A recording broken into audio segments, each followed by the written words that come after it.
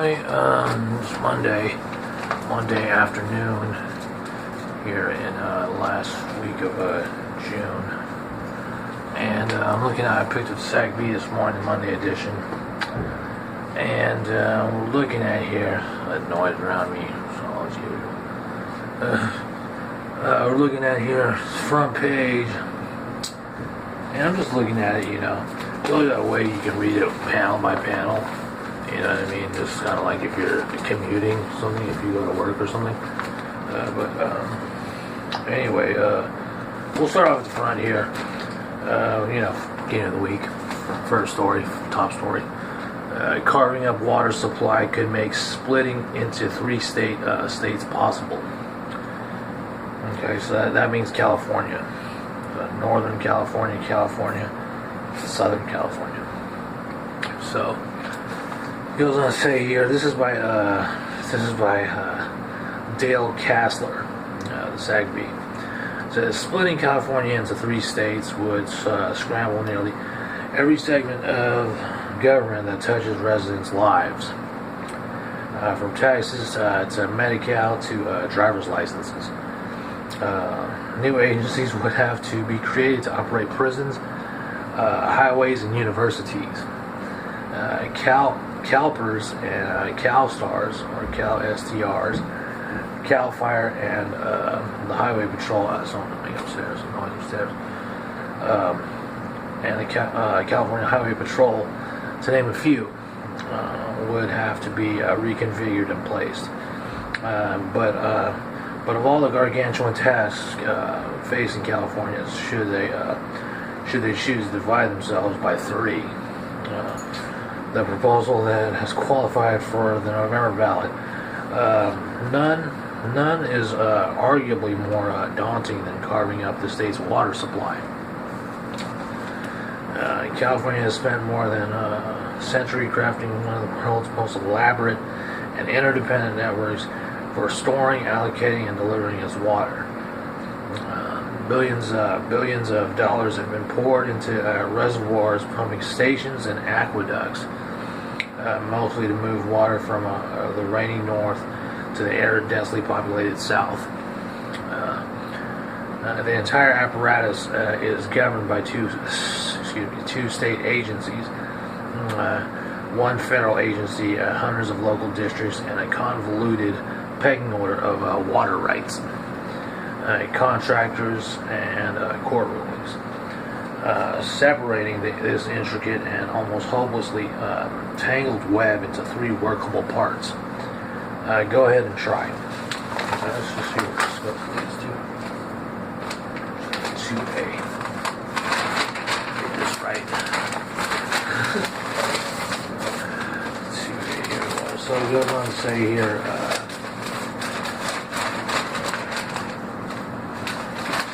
mess up the paper for a week. So it says, in a word, it would be a nightmare from a water standpoint, said Sacramento water lawyer Kevin O'Brien. You quote, "You have got multiple questions about how the different water-related assets would be divided. That would include water rights, reservoirs, conveyance facilities, and California aqueduct. How exactly you would carve those assets up would be extremely complicated. Excuse me. The plan to split up California is the brainchild of venture capitalist Tim Draper, who argues that the state is so large that it has become ungovernable if the plan is approved by voters, and Congress gives it okay. And Congress gives its okay. Hardly a sure thing. California would be replaced by Northern California, which would include Sacramento and Bay Area, Southern California, covering much of the San Joaquin Valley along the San Diego and Orange counties, and the state known simply as California slimmed down to a coastal area stretched from Monterey to Los Angeles. The complications for water supply would be staggering. For instance, could Could the new state of Northern California, blessed with ample water and the mechanism of delivering it as far away as San Diego, to decide shut off the spigot? Probably not, legal experts say, but no one really knows for sure. It's no secret that many Northern Californians resent the fact that much of the region's water winds up irrigating the South State, and would love to withhold or curtail deliveries. Quote, people in Northern California have always been very protective of water and water rights, and always will be, said David Guy of Northern California Water Association Alliance, mostly agricultural water agencies in the Sacramento Valley. Quote, we don't know what that means if you start splitting the state.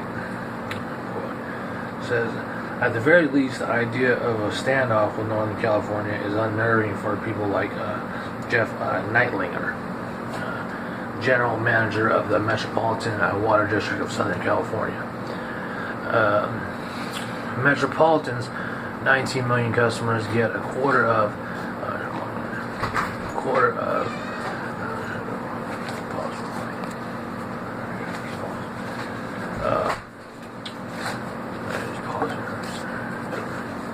so it goes on to say, Metropolitan's 19 million customers get a quarter of their water from Northern California through a decades-old contract with the State Water Project. Quote, I would think you would have to somehow respect the pre-existing rights and contracts, said Neitlinger, whose own agency would split into two by the Draper Initiative. So here, the new Northern California tried playing hardball. We would sue them, Neitlinger said. Right now, every drop of water in California is property of the state. That it doesn't belong to one region or another. If the state gets dissolved into three parts, the question of ownership obviously becomes complicated. But water law experts agree with Neitlinger. It's doubtful Northern California could simply hoard its supply and refuse to do business with the other two states. Even so, the prospect of chaos looms. Quote, in a word, it would be a nightmare from a water standpoint. Say Kevin O'Brien, water lawyer. That's what you call it. It says, quote, every time you turn around, there's a new question that faces you. None of them have ever been addressed before. Said Barton Thompson, a water law expert at Stanford University. Draper says his Cal 3 plan would remedy much of what ails the current state, including its almost chronic water shortages. But so far he hasn't offered many details of how California's water woes would be alleviated. Cal 3 would allow for innovative solutions to California's current water crisis that empowers each region to cooperate more effectively than the current state system. His initiative's website calls to Draper's public relations team went unanswered. Of course, states can and do cooperate with one another, even on water issues. California shares the Colorado River with 6 other states. But the arrangement, originally brokered in 1922 by then U.S. Commerce Secretary and future President Herbert Hoover, is more of an uneasy truce than an olive branch. Armistice.